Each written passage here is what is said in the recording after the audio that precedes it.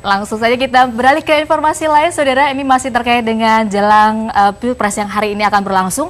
Guna meningkatkan partisipasi pemilih dan menekan angka golput, dua bandara di tanah air, yaitu Bandara Soekarno-Hatta Tangerang, Banten dan Bandara Juanda Sidoarjo, Jawa Timur menyediakan tempat pemungutan suara. Dan sementara di lokalisasi Doli, Surabaya dan Jarak Surabaya, Jawa Timur ini panitia pemungutan suara menyiapkan 26 TPS yang siap digunakan untuk para pemilih di wilayah tersebut.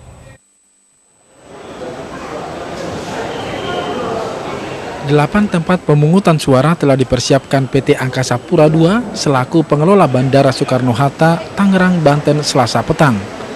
TPS-TPS itu akan ditempatkan di Terminal 1, Terminal 2, Terminal 3, Terminal Kargo, serta kawasan perkantoran ACS, GMF, dan KSO. Salah satu TPS yang telah tersedia yakni TPS 13 yang terletak di Terminal Kedatangan 2F.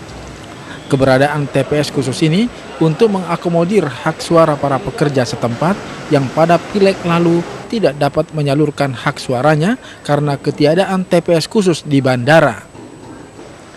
Di wilayah Bandara Soekarno-Hatta sendiri ada 3.218 pemilih tetap yang terdaftar yang mayoritas para pekerja di bandara.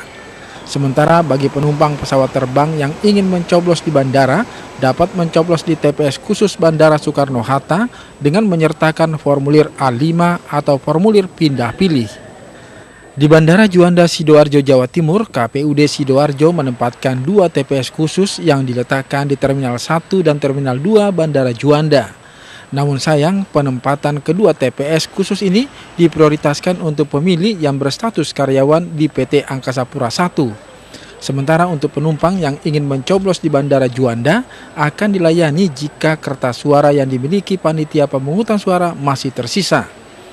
Untuk TPS yang ada di Terminal 1 Bandara Juanda, panitia pemungutan suara mempersiapkan surat suara sebanyak 312, sementara untuk Terminal 2 Bandara Juanda, petugas PPS mempersiapkan 125 surat suara. Di Surabaya, meski warga lokalisasi Doli dan Jarak mengancam akan golput dalam Pilpres hari ini, namun kotak suara akan tetap didistribusikan. Di kawasan lokalisasi terdapat 5 RW dengan total TPS di kawasan Doli Jarak ada sekitar 26 TPS. Namun salah satu TPS yaitu TPS 67 yang berada di kawasan lokalisasi Jarak Gang Lebar terpaksa dipindahkan ke pos Balai Keamanan. Akibat warganya menolak didirikan TPS karena takut terjadi gesekan antara warga yang akan mencoblos dengan warga yang golput.